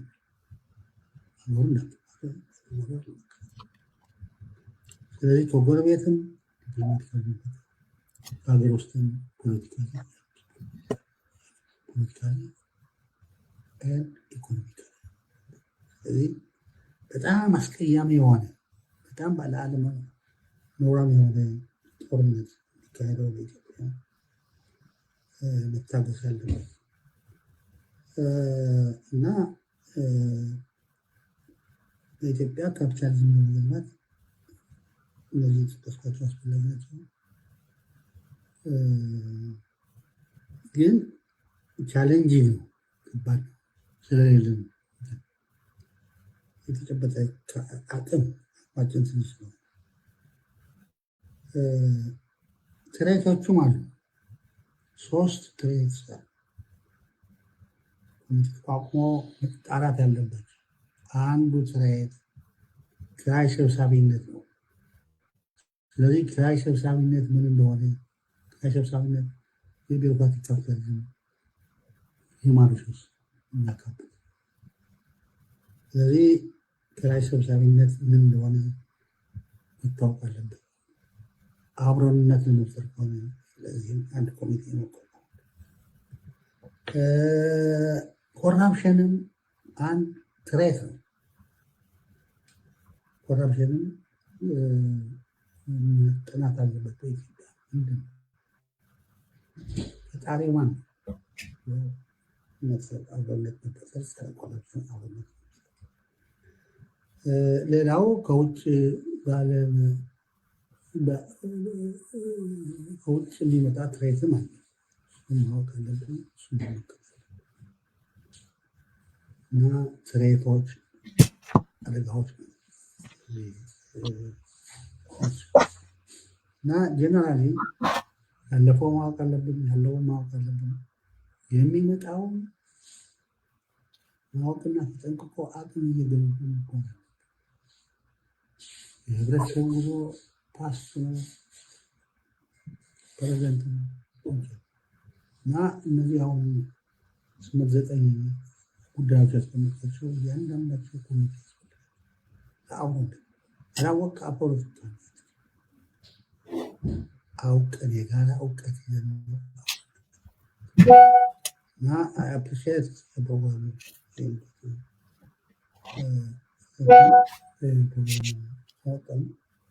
ግን ናንስቶፕ ነው ያለበት። ናንስቶፕ ለእያንዳንዱ የሀገር ጉዳይ ያስመጣቸው ሊቀመጡ የሚችል ነው። የንግድ መቅረት የለባቸው ነው እና ሀገርነት ኢምፖርታንት ኮንሰፕት ግን በምን ጉዳዮች የሚቀመጡ በጣም አመሰግናለሁ። አቶ ስብሃት ነጋ መልእክታቸውን አስተላልፈዋል። አስተያየታቸውን እንዴት የአብሮነትን መረዳታቸውን በተመለከተ ገልጸዋል። እናመሰግናለን። ቀጣዩ ተናጋሪያችን እንዲዘጋጁ ልናገር ዶክተር ኢስማኤል ጎርሲ ናቸው። ግን ከዛ በፊት የማሳውቃቸው ነገሮች አሉ። እንግዲህ ቀደም ሲል ስለ ክብረ ወሰኑ መሰበር ተናግሬ ነበረ። የነበረኝ መረጃ በወቅቱ የነበረው የርዕዮት መረጃ ብቻ ነው። እሱም የገለጽኩት ቁጥር ኤንድ ካውንቲንግ ነው። አሁን ስንት ነው ቁጥሩ? ዜና ከደቂቃዎች በፊት 214,613 እሺ ታንክ ዩ ሚዩት አድርጊልን። ከዚህ ቀጥሎ እንግዲህ በርዕዮት በኩል ያለውን ቁጥር ሰምታችኋል። 214,000 በላይ ሰው ተከታትሎታል። በኢትዮ ፎረም በኩል 150 ሺህ እና ከዛ በላይ ሰው ተከታትሎታል። ምክንያቱም ቁጥሩ ከተላከልንም በኋላ በፍጥነት ስለሚጨምር ነው። እና በሐሳብ ገበታ በኩል በዩቲዩብ የተከታተለው ከ90 ሺህ በላይ ነው። እየጨመረ ስለሚሄድ ነው በላይ ነው የምለው።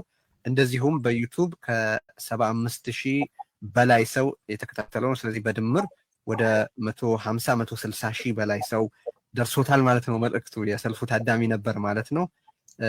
በነገራችን ላይ ቀደም ሲል ከጠቀስኳቸው የኢሳን ቴሌቪዥን፣ የዛራ ሚዲያ እና የአሰና ሚዲያ በተጨማሪ በጊዮን ዓለም አቀፍ ሬዲዮም በመላ ኢትዮጵያና በመላ ዓለም እየተሰራጨ ነው ስርጭቱ። ስለዚህ አሁን ባለው ሁኔታ የኢትዮ ኒውስ 56 ሺህ እና ከዛ በላይ ነው። ከዛ በላይ ያልኩት ከደቂቃዎች በፊት ስለነበር መረጃው የደረሰኝ። አሁን በእርግጠኝነት 65-70 ሺህ ደርሶ እንደሚሆን መናገር ይቻላል። ስለዚህ አሁን ባለው ሁኔታ እንኳን ከግማሽ ሚሊዮን አልፏል። ይሄ እንግዲህ በጥቂት ሚዲያዎች ውስጥ ያለው ነው። በሬዎች፣ በሐሳብ ገበታ፣ በኢትዮ ፎረም እና በኢትዮ ኒውስ በኩል ያለው ተከታታይ ብቻ ግማሽ ሚሊዮን አልፏል። ከ30 በላይ ሚዲያዎች ይህንን አሰራጭተዋል ብለናል። በሚሊዮን የሚቆጠሩ ሰዎች ቀደም ሲል በጠቀስኳቸው ሬዲዮ እና ቴሌቪዥን የሳተላይት ስርጭቶች ተከታትሎታልና በጣም ካሰብነው ከገመትነው በላይ የሆነ ሰው በዚህ ሰልፍ ላይ ታድሟል ማለት ይቻላል። እና እነዚህን እንግዲህ መልእክቶቻችንን እያስታወሳችሁ ጦርነት ይቁም፣ አገዛዝ ያብቃ፣ ሰላም ይምጣ እያለን መፈክራችንን በስፋት እናስተጋባ። ስለዚህ እንጻፍ፣ እንነጋገር። ይህንን ተከትሎ በነገራችን ላይ በርዕዮት ተከታታይ ውይይቶች ይኖራሉ። እዚህ ላይ የቀረቡ እንግዶችን መጥተው እንዲህ ለሰልፈኛ በሚነገር መንገድ ብቻ ሳይሆን በትንተና የሀገሪቱ ችግር በተመለከተ ያላቸውን እይታ ያቀርባሉ።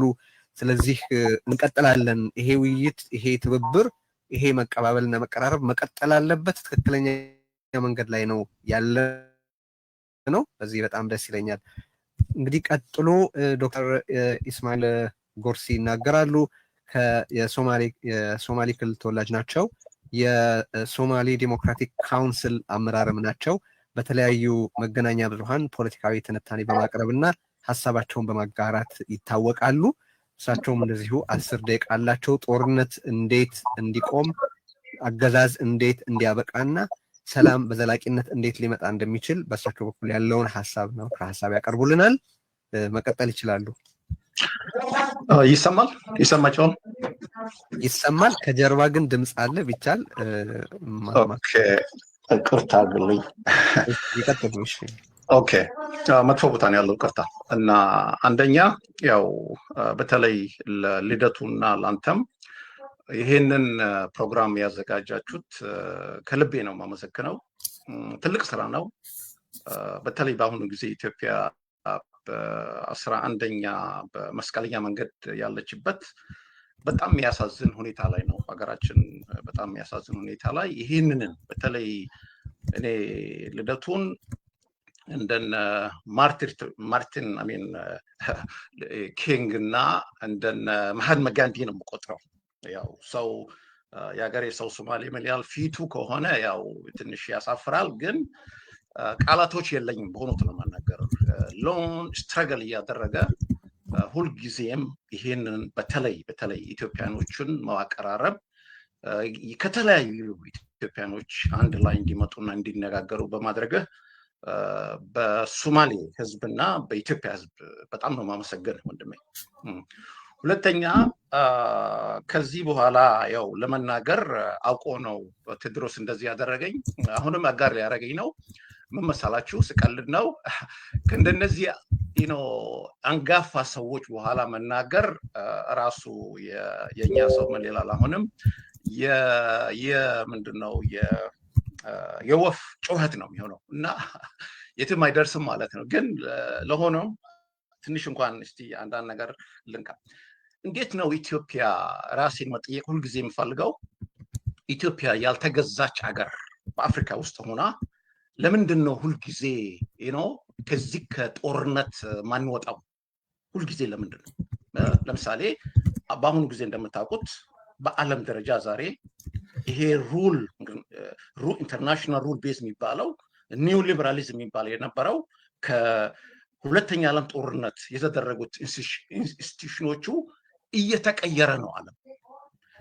በዌስት አፍሪካ የሚታይ ዛሬ ኩዌሽናቸው ኢትስ አ ኩዌሽን ኦፍ ፓወር and resource ለምሳሌ እንደነ ኢብራሂም ተዋሪ ብትመለከት የቡርኪና ፋሶ በሚገርም ሁኔታ ነው። ግን የኢትዮጵያ ዛሬ ያው አሁን ቀደም ከመግባቴ በፊት እናንተ ጋር ይሄ የታወቀ ሪፖርተር ነበር ትልቁ እዛ የሚያወራው ምን መሰላችሁ ኮንስቲቱሽኑ እንዴት እንቀይራለን እና ነገሩን ለማሳጠር ኢትዮጵያ ትልቅ ችግር ያጋጠመን ይሄ ናሽናል አይደንቲቲ አለመፍጠራችን ትልቁ ችግራችን ይሄ ሀገረ መንግስት የሚባል አለመፍጠራችን ነው። ይሄ ነው ትልቁ ችግራችን እና ለዚህ ነው ዛሬ በትግራይ ውስጥ ብታዩት ያ ሁሉ ጦርነት ተካሂዱ። አሁን ለሞንጋውን ፈረንሳይኛ ሲጽፍ ምንድነው ያለው ከ40 ዓመት በኋላ ወደ ኋላ ወሰዷቸው። 40 ዓመት በኋላ ያ ሁሉ እንደዛ ተደርጎ አሁንም የፖለቲካ ስትረገል ይዛል። በዚህ በፋኖ ብንመጣ ደግሞ ማአት ችግሮች እንደዛው አሉ። ይሄ የፋኖ ምንድነው የተለያየ ሪጂኖች ወደ ኦላ ስንመጣ ይሄ እና የኔ ቻሌንጅ ለዚህ ለቤት ምን መሰላችሁ ሁለት ብቻ ነው። አንደኛ ነገር ሶማሌ ሲተረት ምን ይላል ነበድ ለአን ዋኖሎ ለአን ሰላምም ከሌለህ ላይፍም የለህም ማለት ነው። አንድ 1994 እዛ ሄጄ ነበረ ሶማሌላንድ እዛ ውስጥ ስብሰባ ነበረ መሪ ቃሊያቸው እሱ ነበር እና ይሄን ነገር እንዴት ነው ያው ሁላችንም ብንወድም ብንጣላ ይሄ ሶሻል ኮንስትራክት የሆነው በኤትኒሲቲ በሪሊጅን በሪጅን እየተከፋፈል ዛሬ ራሳችን ነው በ21st ሴንቸሪ ትግራይ በኩል አለ አማራ በኩል አለ ኦሮሞ በኩል አለ እና የኔ ቻሌንጅ ምን መሰላችሁ መንግስቱ ይሄዳል አሁን እኮ ይሄው ኃይለ ሥላሴ ጊዜ እኮ ህዝቡ ተዋግቶ እዛ ውስጥ የነበሩት እኮ ፊውዳልን የቀየሩት እኮ ከአማራ ከዛው ከቤተሰብ የመጡ ሰዎች ናቸው። ሁለተኛ ብንመለከት በዛ በደርግ ጊዜ እንደምታውቁት ያው የቃላቶች ጦርነት ነበረ። ያው ምንም ችግር የለም በዛው ሁሉም ሰው በአቅሙ ነው የሚናገረው የነበረው ሁኔታ እናሸንፋለን እናሸንፍ የሀፓና የሚያሰው በዛ ጦርነት ትንሽ ሰማራይዝ ማድረግ ነው። አሁን ያው መጨረሻ ላይ ያው አብይ ሲመጣ ሁላችንም ዩፎሪክ ሆነን እዛ ሄደን በጣም በቃ ተቀይሯል ብለን ነበር ያሰብነው። አሁንም ደግሞ ይሄ እጣፋት አጋጠመ። ፈረንሳይ ምን ይላል አፕሬ ላ ዴሉዥ ከአውሎ ንፋስ በኋላ ምንድነው የሚመጣው? እና የኔ ቻሌንጅ አሁንም ያው ብንወድም ብንጣላም ያኔ ሁሉ እንደ አሸን በኃይለ ሥላሴ ጊዜ የነበረው ሊበሬሽን ፍሮንት መጨረሻ ላይ ሩጫቸውና ማራቶን የሚሮጡት ወደ 4 ኪሎ ነው። ከዛም በኋላ ሁላችሁም እንደዛ ነው እና እንዴት ነው አሁን ያው ከዚህ ዛሬ የሁሉ ጮኸት ይሄ ሁሉ ወሬ በኋላ what is to be done ከዚህ ምንድነው ድሮ የምናደርገው what kind of lesson we are drawing እኔ እንደሚመስል አንድና አንድ ብቻ ነው። ያው ሶማሌ አሁን ምን ይላል ሲተርት አንድ ጣት ፊትህን አያጥብም በአምስት ነው ማድረግ የምትችለው እና ወደንም ጠላንም አንደኛ ነገር ሰላም ለሁላችንም ያስፈልጋል። ሶማሌም ቢሆን ኦሮሞም ቢሆን አፋርም ቢሆን የተለያየ ህዝቦች ብንሆንም ሰላም አስፈላጊ ነው። ሌላው ደግሞ ያው ልዩነታችን ብቻ ላይ ለምን እንሮጣለን? በሪሊጅን ቅድም እንዳልኩ ይሄ this is a social construct ይሄ ሶሻል ኮንትራክት እና ለምንድነው ኮመን ዲኖሚኔተር የሚያደርገን ወደዛ ለምን አንሄድ? ሌላ ደግሞ መጠየቃችሁ እዚህ ቅድም እንዳልኩት ቻሌንጅ ማድረጋችሁ ገና ኤቢሲ ኦፍ ፖለቲክስ ገና ይቅርታ አድርጉልኝና ውጭም ሆነን አልተማርንም ማለት ነው። ይቅርታ አድርጉልኝ ምን ማለት ነው? መነጋገር እንኳን አንችልም። ዛሬ ሁሉ ስለ አብይ ብዙ ማውራት ይቻላል። ቀላል እኮ ነው። አሁን ድሮ እኮ የአፋር ምንድነው ግመል እንኳን ባንዲራ ታውቃለች ትሉ ነበር አለ። የኛ ግመል ዛሬ የአብይን ችግር ታውቃለች። ይቅርታ አድርጉልኝና ሜታፎር ቢሰጣችሁ እናውቃለን እኮ በደንብ አድርገን በዛ ያለው ህዝብ ወጥቶ መግባት የማይችልበት ከ5 ሚሊዮን በላይ ወጣቶች ትምህርት ቤት ማይሄዱበት ነው አማራ ሪጅን ዛሬ we know that all that ይሄ እኮ ችግሩን በደንብ ነው ሁላችንም በደንብ ነው የምናውቀው። ግን እንደዚህ አይነት መድረክ ሲመጣ ህዝቦቹን ማነጋገር ነው የሚያስፈልገው ወንድሞች። ትልቁ is a question of dialogue። ሰው ከተነጋገረ በኋላ ደግሞ አንወዛ ሀዘል ነው ዋን ህሺን ይላል ሶማሌ። መነጋገር ማለት አብሮ በቃ በኋላም አብሮ መስራት ነው ማለት ነው። እና ያው አንዳንድ ደግሞ ለዚህ ለሾርት ተርም መስራት የምንችለው ለወደፊቱ ያው የአይዲዮሎጂ እንደምናውቀው ደግሞ ሁለት ጥያቄዎች አሉ በኢትዮጵያ throughout the Ethiopian history the land question የነበረ ያን ደርግ የፈታው እና the question of nationality አለ። ምንም ዛሬ ኦላ የሚባለው እኮ ከዛ ነው፣ ትግራይ የሚባለው ከዛ ነው፣ አማራ ይሄ አለ እኮ ነው። ግን ከዛ ቢዮንግ ከዛ እንዴት እናያለን ነው እና አሁንም ወንድሞቼ ያው ብዙ ማውራት ይቻላል፣ ቃላቶች በደጋግም ብዙ ማውራት ይቻላል። ግን ለልደቱና ለማን ነው ወንድሜ one of the best media የሚያካሄደው ቴዎድሮስ ቻሌንጅ ለእናንተም መሰላችሁ። አሁንም እንዴት ነው እነዚህ የተለያየ አይዲያዎች ቀላል አይደለም፣ እንዴት ነው የምናነጋግረው? ከዛ ውስጥ ደግሞ አስቸኳይ እንዴት ነው ሌላ ተው በዚህ በሶስቱ እንኳን በዚህ the next አንድ አመት ከሰራን እኮ ይሄን መንግስት እኮ መቀየር ይችላል። አንደኛ እምቢ ማለት ብናደርግ ኢትዮጵያ ውስጥ ቀላል እኮ ነው። ሁለተኛ ሬሚተንስ ስንት ይመጣል? ኦልሞስት ሞር ዳን 3 ቢሊዮን ወደ ኢትዮጵያ የሚላከው ቀጥታ እንዴት ይሄዳል ብለን ራሳችን ብንጠይቅ። ሶስተኛ ደግሞ ወደንም ጠላንም ሁላችንም እኮ we are Ethiopians። ያው እንዴት አብሮ እንኖራለን? how we can live together ወደዛ ብንሄድ ጥሩ ነው ብዬ ነው የምገምተው። እና አሁን ለምሳሌ ያሉት ዶክተር ኦኬ መጨረሻ ላይ የምለው መሰላችሁ ይሄ ማነው አሁን መንግስት ስንባል ቁብሉነቱን ይሄ ማክስ ቬበር ምን ይላል? ቁብሉነቱን የሰጠነው ራሳችን ነን ኮንሰንት ሆነን ከሱ ጋር እና ይሄ ማንንም ህዝብ ራሱን ያስቀመጠበት ቦታ ነው ማለት ማንንም ያስተዳድረው እና let us not just complain action oriented አድርገን አንዳንድ ነገሮች ይዘን ወደፊት የምንሄድበትን አብሮ እንዴት እንደምንሰራ ዲዛይን ብናረግ ጥሩ ነው ብዬ ነው የምገምተው። እና በዚህ ጨርሻለሁ። በጣም አመሰግናለሁ። በጣም አመሰግናለሁ። ታይም በትክክለኛ ሰዓት ነው መልእክቱን ያሻገሩልን። ቅደም ተከተል ስለሚያስፈልግ ነው እንጂ በእውነቱ ማንንም አጋር የማድረግ ወይ ወደ ኋላ የማድረግ ሀሳብ የለንም። ገብቶኛል እንደው ክሊር ለማድረግ ፈልጌ ነው። ግን እንደሱ ከሆነ አቶ ስብሐት ነጋም አቶ ስብሐትን በጠየቅ ነበረብኝ። እሺ በጣም አመሰግናለሁ። እንግዲህ ጦርነት ይቁም፣ አገዛዝ ይብቃ፣ ሰላም ይምጣ እያልን ድምጻችን በመላ ኢትዮጵያ በመላ ዓለም የተሰማ ነው። አገዛዙ ኢንተርኔትን በማቆም ዩቲዩብን በማቆም ዳታ ዋይፋይ በመዝጋት ወዘተረፈ አክሰስብል እንዳይሆን ብዙ ነገር ቢያደርግም በተለያዩ መገናኛ ብዙሃን በኩል በኦንላይን ብቻ ከ30 በላይ በሆኑ መገናኛ ብዙሃን በቴሌቪዥን ደግሞ በኢሳን ቴሌቪዥን፣ በዛራ ሚዲያ፣ በአሰና ቲቪ፣ በጊዮን ዓለም አቀፍ ሬዲዮ በኩል በስፋት በሳተላይት እየተሰራጨ ነው እና ኦልሬዲ ቀደም ሲል የጠቃቀስኳቸው ቁጥሮች አሉ። በዛ ላይ አሁን እሱም እያደገ መሆኑ እንደተጠበቀ ሆኖ በዛራ ሚዲያ በርከት ካሉ ደቂቃዎች በፊት ወደ 58,000 ሰው እንደተከታተለው ካውንቲንግ እንደሚሆን ምንም ጥያቄ የለውም።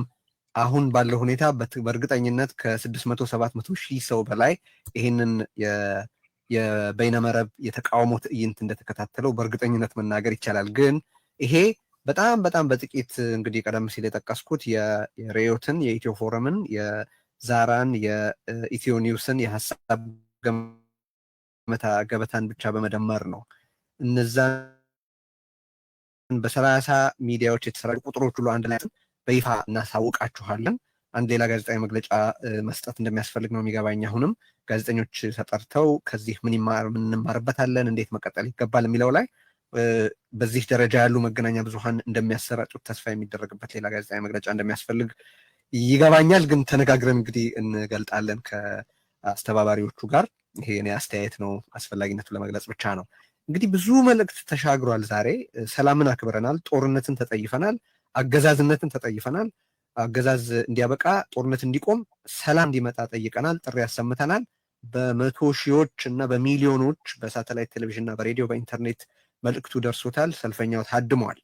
ስለዚህ የመዝጊያ የማጠቃለያ ንግግራችንን የአብሮነት ኢትዮጵያ አስተባባሪ ኮሚቴ የዚህ ህዝብ ዝግጅት አስተባባሪ ኮሚቴ ሰብሳቢ የሆነውን ልደቱ አያሌውን አጠር ያለ የማጠቃለያና የመዝጊያ ንግግር እንዲያደርግ ልጋብዘውና በዚያ ትዕይንታችንን እንፈጽማለን። ግን ያ እየተደረገ መፈክር አሰሙ፣ አስተጋቡ፣ ጻፉ፣ ተናገሩ፣ ዛሬ በቀረቡት ሀሳቦችና ምክረ ሀሳቦች ላይ ተነጋገሩ፣ አውሩ ማለት ሀሳብን መለዋወጥን የመሰለ ነገር የለም።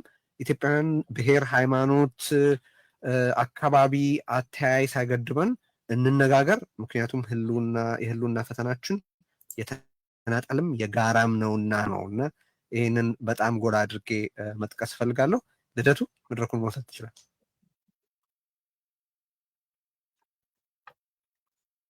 አይሰማም። ሚውት የሆንክ ይመስለኛል። አንሚውት ይቅርታ። በጣም ነው የማመሰግነው ቴዲ። በምስጋና መጀመር እፈልጋለሁ። አንደኛ ይህን መድረክ በጥሩ ሁኔታ ነው የመራኸው ቴዲ። የጉዳዩ ባለቤት ብትሆንም ምስጋና ይገባል። በእውነት በጣም በጥሩ ሁኔታ ነው የመራኸውና እናመሰግናለን። ይሄ እንትን ተሳክቷል። ይሄ ትዕይንተ ህዝብ በደንብ ነው የተሳካው። ከሶስቱ ሁለቱን ኦልሞስት ከትናንት በፊት ጀምሮ አሳክተን ነበር። ማለትም የተናጋሪዎች ተሳትፎና የሚዲያ ተሳትፎ፣ የህዝቡ ተሳትፎ ነበር የቀረን። በጣም እጅግ ፈሪ መሆናችንን ነው ያወቅኩት። 100 ሺህ የሚመለከተው ብለን ማለታችንን እንደ ድፍረት ቆጥረን ተሳቀን ነበር። ግን እውነቱን ለመናገር የኢትዮጵያ ህዝብ አላሳፈረንም። አገር ቤት ከፍተኛ የሆነ የኢንተርኔት ጫና፣ የመዝጋት ጫና ባለበት ሁኔታ በ3 በ4 ቻናሎች ብቻ ከግማሽ ሚሊዮን በላይ ህዝብ ተከታትሎታል። እርግጠኛ ነኝ አሁን ፕሮግራሙ ካለቀ ከ5 ከ10 ደቂቃ በኋላ የሁሉንም ያስተላለፉትን የ30 ቻናሎች ውጤት ካየነው ከሚሊዮንም በላይ ሊሆን ይችላል፣ በዩቲዩብ ብቻ የተሰራጨው ማለት ነው። ስለዚህ በአጠቃላይ የዚህ ትዕይንተ ህዝብ ዓላማ ተሳክቷል። ለምንድን ነው የተሳካው? ህዝቡ መልእክቱ ደርሶታል፣ አቋሙን ገልጿል። በኢትዮጵያ ታዋቂ የምንላቸው ተጽዕኖ ፈጣሪ የምንላቸው የፖለቲካ ኃይሎች በአንድ ላይ ተሰባስበው ድምፃቸውን ሲያሰሙ ታይቷል። ይሄ ቀላል ውጤት አይደለም እና አዲስ የትግል ተነሳሽነት ተፈጥሯል ማለት ይቻላል። ስለዚህ አንደኛ የተናጋሪዎችን ከልብ እናመሰግናለን። በጣም በሚገርም ሁኔታ ብዙ ጊዜ እንዲህ አይነት መድረክ ስናዘጋጅ 2-3 ሰው በተለያየ ምክንያት ሳይገኝ የመቅረት ጉዳይ የተለመደ ነው። ዛሬ ከያዝናቸው 15 ሰዎች ውስጥ አንድም ሰው አልተጓደለም። ሁሉም ናቸው የተገኙት እና በተናጋሪዎች ረገድ ትልቅ ውጤት ነው የታየው። ከሁሉም በላይ ደግሞ ተናጋሪዎች ቅድም እንዳልኩት የተለያየ የአስተሳሰብ ልዩነት ከኛም ጋር እርስ በራሳቸው እያላቸው የጉዳዩን ትልቅነት የኢትዮጵያ ህዝብ አጀንዳነት ብቻ በማየት መገኘታቸው ምን ያህል ካለፈ ስህተታችን፣ ድክመታችን የኢትዮጵያ ተቃዋሚ ኃይሎች እየተማርን እንደመጣ እና ወደፊት ወደ ተሻለ አቅጣጫ ለመሄድ እየተዘጋጀን እንደሆነ የሚያሳይ ይመስለኛል እና ተናጋሪዎች ከልብ ነው የማመሰግነው። አክባሪ ይስጥልኝ። በመቀጠል መገናኛ ብዙሃን መጀመሪያ ያስቀመጥነው እቅድ 10 መገናኛ ብዙሃን ላይቭ ቢያቀርቡት በቂ ነው የሚል ነበረ። አሁን በ3 እጥፍ ከ31 በላይ መገናኛ ብዙሃን ላይቭ አቅርበውታል። ልክ እንደ ፖለቲካ ሰዎቹ ሁሉ የመገናኛ ብዙሃኑም ከኛም ጋር እርስ በራሳቸውም የተለያየ ቅራኔና ልዩነት አላቸው። ይሄ አጀንዳ ግን የጋራ አጀንዳችን ነው፣ የህዝብ አጀንዳ ነው፣ የሀገር አጀንዳ ነው ብለው ተሳትፎበታል፣ ባለቤት ሆነዋል እና ይህም በጣም ትልቅ ውጤት ነው። ከሁሉም በላይ ያው ቅድም እንዳልኩት የኢትዮጵያ ህዝብ በደንብ የዚህ ትዕይንተ ህዝብ ተሳታፊ በመሆን ከፍተኛ የሆነ ውጤት እንድናገኝ አድርጎናል እና ይሄ ትልቅ ነገር ነው እና ምስጋና ይገባል። ሌላው ምናልባት መድረኩን እንደዚህ ስታዩት ቀላል ነገር ይመስላል። ከጀርባ የአብሮነትና የሪዮት ቲም ፋታቶ ሲሰራ ነው አሁን የከረመው እና ቀላል አይደለም። ብዙ ሰዎች ከጀርባ የተሳተፉበት ዝግጅት ነው እና የአብሮነት ቲም በእውነት ሊመሰገን ይገባዋል። ውጤታማ ሆናችኋል።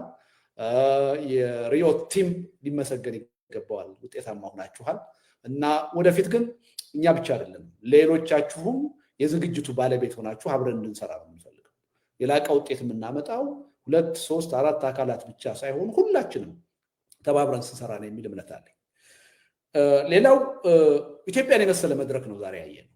በሃይማኖት፣ በጾታ፣ በእድሜ፣ በብሔር ማንነት፣ በፖለቲካ አመለካከት ልዩነት እውነተኛ ኢትዮጵያን የሚመስል መድረክ ነው ያየነው።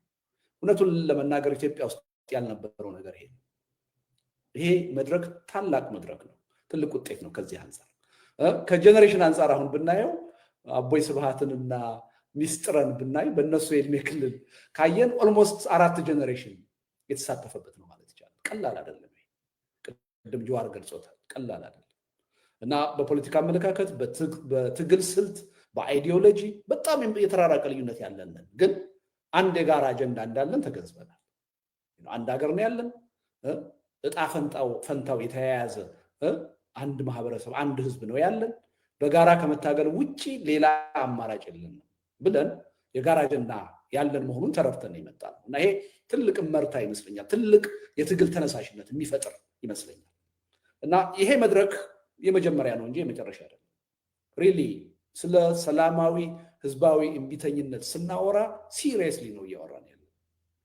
ወንድሜ ዶክተር እስማኤል በአንድ ዓመት ውስጥ ለውጥ እናመጣለን ስትል ሰምቻለሁ። ትልቁ ችግር የተቃዋሚ ፓርቲዎች መግባባት፣ መደማመጥ፣ መከባበር፣ በጋራ ጉዳይ አብሮ መስራት መቻል ነው እንጂ አንድ ጊዜ ሁላችንም ተሰባስበን በአንድ ድምፅ መናገር ከጀመርን ዓመት አይደለም፣ ኢብን ወራትም አይደለም። በጥቂት ሳምንታት ውስጥ ይሄን አምባገነን መንግስት ወዶ ሳይሆን በህዝብ ትግል ተገዶ ለሰላማዊ መፍትሄ እንዲንበረከክ ማድረግ እንችላለን። እያጋነን እንኳን አይደለም፣ ይቻላል። ስለዚህ ይሄን መንፈስ ይዘን በቀጣይ ሰፊ ስራዎች ለመስራት እየተዘጋጀን ነው። ዛሬ ተቃዋሚዎቹ አይደለም የተገናኘ ነው። እኛ እርስ በርሳችን አላወራንም፣ አልተወያየንም። ፖለቲካ ፓርቲዎቹ ወይም መሪዎቹ ለህዝቡ ነው መልእክት ያስተላለፉት። ስለዚህ ዋና ሌላ ስራ ይቀራል። እኛ ቁጭ ብለን መነጋገር አለብን፣ መወያየት አለብን፣ መከራከር አለብን፣ መደራደር አለብን። ከዛ በኋላ አንድ የጋራ ጥርት ያለ አጀንዳ ይዘን ተባብረን ይሄ ተስፋ ያጣን የኢትዮጵያ ህዝብ በጋራ ለማታገል የሚያስችል ፕላትፎርም መፍጠር አለብን። ተስፋ ያጣው ህዝብ ተስፋ እንዲኖረው ማድረግ አለብን። ይሄ ደግሞ ይቻላል የሚል እምነት ነው ያለኝ እና ሪሊ ይሄን ጉዳይ ሲሪየስሊ ነው የያዝነው። አሁን ተግተን እየሰራን ነው። እንተባበር እና በአብሮነት በኩል ከማንኛውም የፖለቲካ ኃይል ጋር ምንም አይነት የሃይማኖት፣ የብሔር፣ የአይዲዮሎጂ፣ የትግል ስልት ልዩነት ሳያግደን ኢትዮጵያ ውስጥ ጠንካራ የሆነ ሰላማዊ ህዝባዊ እምቢተኝነት እንዲቀጣጠል ከማንኛውም የፖለቲካ ፓርቲ ጋር እና ሲቪክ ማህበራት ጋር ለመስራት ዝግጁ ነው። ይሄ ግን እውን የሚሆነው በጋራ ትግል ብቻ በተናጠል በመሮጥ አይደለም። ይሄን ተገንዝበን ሁላችንም እንረባረብ። አኩርታችሁናል። ከልብ ነው በእውነት የምናመሰግነው። እግዚአብሔር ይስጥልኝ ቴዲ። በጣም አመሰግናለሁ። በጣም ደስ ብሎኛል። እንግዲህ አብሮነት ጥሪ እንዳቀረበው ሁሉ መገናኛ ብዙሃንን በአጠቃላይ ይፋ ባልሆነ ውክልና ወስጄም ቢሆን እዚህ ያላችሁ ተናጋሪዎች፣ የፖለቲካ አዋቂዎች፣ ፐርሰናሊቲዎች፣ የፖለቲካ ፓርቲ መሪዎች ሁሉ ለመገናኛ ብዙሃን ከእስካሁኑ የበለጠ ቅርብ ሆናችሁ አንድ ለአንድም ሆነ 2 3 እየሆናችሁ ውይይቶችን በተከታታይ በማድረግ ረገድ ለሚዲያ ክፍት እንድትሆኑልን መጠየቅ እወዳለሁ። አንዱ የህብረተሰብን ወይም አጀንዳ መቅረጽ፣ ዲስኮርስ ኢንሪች ማድረግ የሚቻልበት መንገድ እሱ ስለሆነ ይህን አጋጣሚ ተጠቅሜ ያንን መልእክት ላስተላልፍ ብዬ ነው። በሪዮት በኩል ያለው ወደ 234,000 ደርሷል። ስለዚህ ሌሎቹንም ውጤቶች እንግዲህ እስካሁን ሰልፉን የታደመውን ሰውን ቁጥር በተመለከተ ቀደም ሲል እንዳልኩት በይፋ እናሳውቃለን፣ መግለጫም እንሰጥበታለን። በጣም የተሳካ ዝግጅት ነው። ታዳሚዎችን ማለትም ሰልፈኞችን፣ ተናጋሪዎችን እጅግ አድርጌ አመሰግናለሁ። እንነጋገር፣ እንቀራረብ፣ እንተባበር። ጦርነት ይቁም፣ አገዛዝ ያብቃ፣ ዘላቂ ሰላም ይምጣ ማለታችንን እንቀጥል። በጣም አመሰግናለሁ። ቸር ጊዜ ይሆንላችሁ። ርዕዮት ሚዲያ ፍትህ ለተነፈጋቸው የሚቆም ለተገፉ ድምፅ የሚሆን ርዕዮት ሚዲያ ስለተበደሉ ሁሉ መብት፣ ስለ ሕዝባዊ ደህንነት ለዓለም የሚያስተጋባ መድረክ፣ ታላቅ የተቃውሞ ትዕይንተ ህዝብ ጥሪ ለኢትዮጵያውያን በሙሉ ፍትህ የሁል ጊዜ ጉዳያችን ነው። ርዕዮት የኢትዮጵያን ሁለንተና የሚቃኝ ልዩ ልዩ ዝግጅቶችን በበርካታ መንገዶች በመላ ዓለም ላሉ ተከታታዮቹ የሚያሰራጭ ሚዲያ ነው። የተመረጡ ውይይቶች፣ ቃለ ምልልሶች በሐሳብ ገበታችን ወቅታዊ፣ ማህበራዊ፣ ፖለቲካዊ እንዲሁም የህግ ጉዳዮች በስፋት በጥልቀትና በአካታችነት ይቀርባሉ። የሳምንቱ እንግዳም የሳምንቱ በተጋባዥ የማህበረሰብ አንቂዎች፣ ፖለቲከኞች እንዲሁም ሙያተኞች የሚቀርቡበት ፕሮግራም ወቅታዊ ጉዳይ፣ ወቅታዊ ሀገራዊ ጉዳዮች የሚዳሰሱበት ዝግጅት፣ የውይይትና የክርክር መድረክ፣ በተለያየ ጎራ የሚገኙ ታላላቅ ፖለቲከኞች፣ የማህበረሰብ አንቂዎች እንዲሁም ሙያተኞች በሐሳብ ዙሪያ ፊት ለፊት የሚወያዩበት ከዛም አልፎ የሚሟገቱበት ፕሮግራም፣ ህዝባዊ መድረክ፣ የተለያዩ ጉዳዮች ላይ ሁሉም የሐሳብ ገበታ ቤተሰቦች በቀጥታ ሐሳባቸውን የሚያቀርቡበትና ተሳታፊ የሚሆኑበት ለቤተሰቦቻችን እድል የምንሰጥበት ጊዜም። እነዚህና ሌሎች ሳምንታዊ ፕሮግራሞችን ለእናንተ እናቀርባለን። ይህንን የተወደደ ቻናል ሰብስክራይብ በማድረግ ቤተሰብ ይሁኑ፣ በስፋት ተደራሽ እንዲሁም ለሌሎች ያጋሩም። የሐሳብ ገበታው እንዲጠናከር በተሻለ ጥራትና ስፋት ወደ እናንተ እንዲደርስ በሐሳቦ በሙያውና በገንዘቦ ይደግፉን። የሐሳብ ገበታን በሱፐር ቻት፣ በሱፐር ታንክስና በሱፐር ስቲከር አጋርነቱን ያሳዩን። በጎፈንድሚ አማራጭ የሐሳብ ገበታን ያበረታቱ። ስለ ሐሳብ አስተያየቶ እንዲሁም ድጋፎም እናመሰግናለን። ዓላማችን የሐሳብ ማህበረሰብ መፍጠር ነው።